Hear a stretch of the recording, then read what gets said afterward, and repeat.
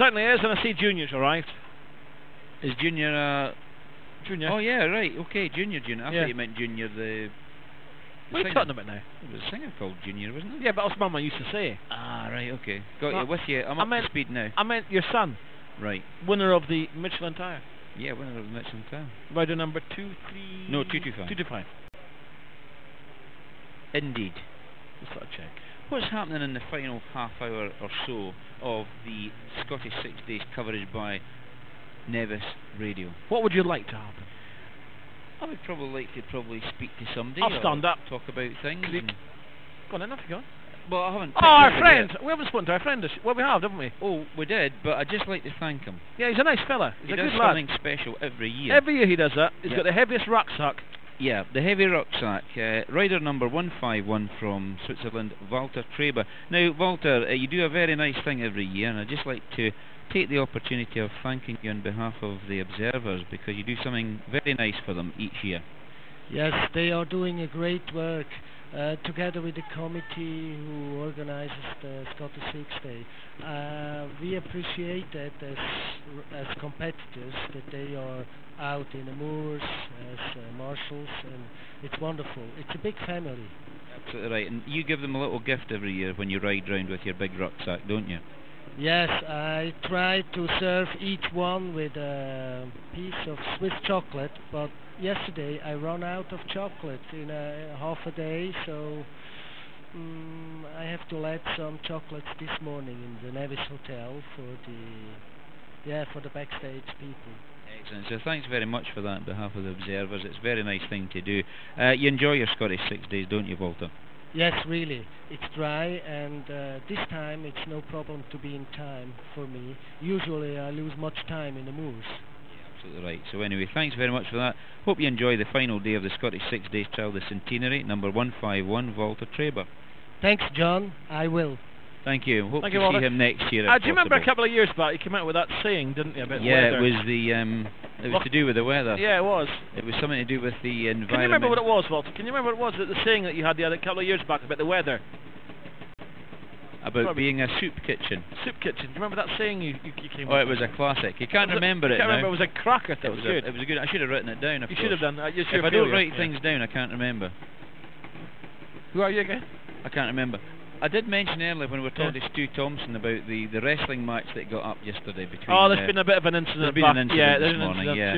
Should we report the wrestlers, I don't think they're professional wrestlers, but Stephen Moffat and Ewan McGlade, who are totally deaf, were wrestling yesterday, but they started it again in the digs this morning. Juice. Of course, what happened? Everywhere. Juice all over the place. Mess. So that's got to be professionally cleaned before we hand back. I would say that's a 5. That was a big 5. Yeah. I don't know what gets into the youngsters today, you know. Wrestling. In our day, I never did can't remember wrestling with anybody. But there again, as being an only child, spoiled. I know siblings to wrestle with. Well, I say I'm the oldest of 4. well, wrestling was a full-time occupation. That'll be a full-time job. Try to get your chair. Yeah. And your bowl. And your cup. There you go. And certain. Was it a bit like living in the, what was it called, not the Three Bears, what's that fairy tale, eating porridge in the morning? Goldilocks and Three Bears, was it that like in your house, no? No, it was more like the Brady Bunch with weapons. Right, I see, okay. I get the gist. Right, you got it? Yeah. I've got the idea now, yeah. I'm up to speed now. You sure now? Yeah. Do you watch a lot of telly? A bit. What's your favourite programme? Coronation Street. Anyway, moving on. Really, another complaint? Go on then. What?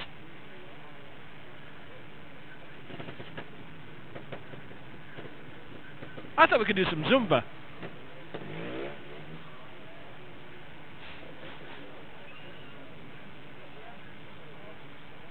The check's in the post. Oh yes. Oh yes. Kathleen Fraz McPherson had an unfortunate incident where his bike caught fire. All right. That was a question earlier in the week, because his bike did catch fire at one point, but also he used to run Fraz's fuel service here at the 6 Days before the army took it over. Okay. So yes, you're an intellectual. I am aware of the family. Yes. Intellectual. I think there was a Charlie as well, a brother Charlie as well, if I remember rightly. Okay.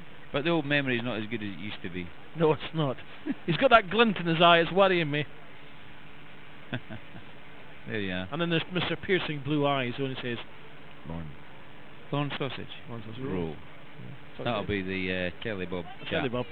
There you go. And what's 182 being called now?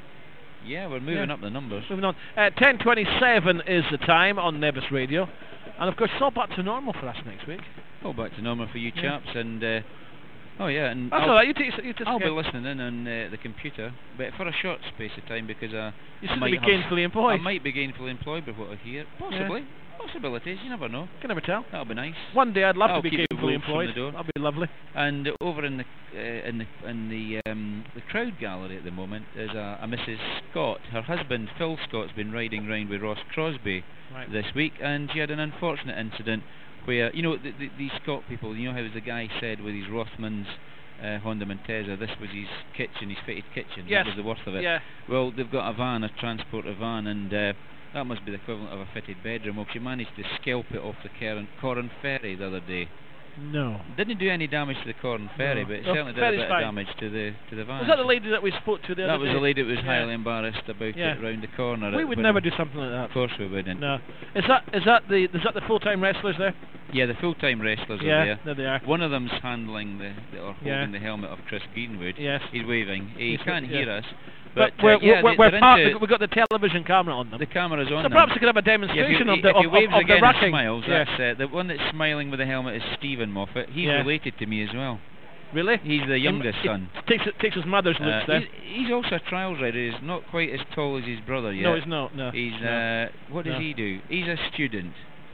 He's a student of civil engineering. I thought maybe it might be a student of the art of physical defence. Physical defence, and his mate beside him, Ewan McGlade, also known locally as MC Glade, in the house. That's him there. Yo. And you do things like, come on, you ready? He's a student. He's a student, yeah. I saw Petey do that earlier on today. He's a student as well. He lives down. They share a flat, you know. Do they? Yeah. Is that why they're fighting all the time? That's why they fight all the time. They probably fight over the food. Yeah. Because Stephen only gets a minuscule allowance from his parents to live down in Edinburgh. Well, times are hard. You've got bikes to keep. So they probably fight over the contents of the fridge. And what they were doing was they're keeping up practice here in Fort William by doing sort of like arm and neck wrestling on the old fort, where they've got to try and build a beach, I believe. Yes, well, there's a beach there. There's got to dig it up. It needs a bit more sand. Yeah. And they were wrestling about, and of course this morning they carried it on. Juice, splosh, mess, 5. Yeah, 5. That's a 5. Yeah. Definitely. They're blaming each other. I think it should be a 5 and a fine. Yeah. Do you want me to go and have a word with them? No, don't bother. No. They'll just run away. They'll just run away and hide. Then they'll wrestle. No. They'll stand and do this, and then run away. Money. Yeah. Fill my car with fuel, Dad. Yeah, exactly. Yeah. Well, Ewan would quite like a crack at trials. He was pricing up Stu Thompson's gas yesterday because he'd caught sight of it. Yeah. And he wondered how much it would be worth. And I think he's actually bidding for Chris Greenwood's gas. He's offered £1,500. Which I think's over the top. I reckon it's worth about 750 now because it's done 3 Scottishes and it's totally worn out. 500 then? Possibly a push. But Stephen, he still has in the back cave at his disposal a 254-stroke Beta. So he'll have to get that out one day and have a go. Yeah, but he'd quite like to ride this trial. Yeah. Just have to get his mechanical knowledge up to speed by this. You said he was rubbish at spanners earlier on. Well, he's rubbish at spanners, isn't that right, Stephen? Yeah. Money, he wants money for it. Cash talks with Stephen. I wonder who you learnt that from. He'd have to go and actually serve an apprenticeship with somebody like Killer Kendu. Yeah, I think Killer Kendu is your man. Yeah, he is. He might learn more than he actually thinks he would learn. Exactly. Come up at 10:31. Right, what's next? Oh, good. All right, we like questions. I like the Moody Blues. All right. Go on. I'll get white then. Not particularly. I only rode it once in 1977, which was a mighty long time ago. And like Stephen, I went to university and I had to concentrate hard on what I was doing, and I left the Scottish alone for a couple of years. I managed to get up just for the Monday. And my mates, Graham Smith and Roy Kerr and all the gang, they kept riding year in, year out and kept themselves absolutely tip-top. I couldn't seem to get back into it. I got back into national trials. I had some modest success at that. But by the time I had the cash together to do it myself without any parental support, The old man funded the first time I rode on a bull tackle. When I did have the money to do it, I just didn't feel fit enough, and I didn't feel I could do it justice, so I decided not to bother. And that's why I don't ride the Scottish, but I still ride the occasional one-day trial, club trials, of course, in Inverness and District. There's one every month. But I haven't been doing a lot in the last year because of the fact I've been working, and I aim to sort of redress that by getting out on the bike now.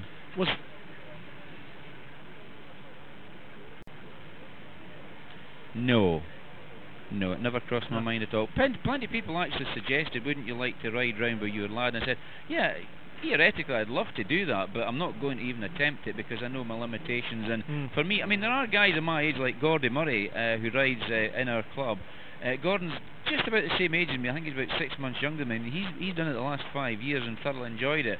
But for me, it was just a bridge too far with physical fitness and bike fitness as well. That year you rode it? Yeah. Was that the famous year?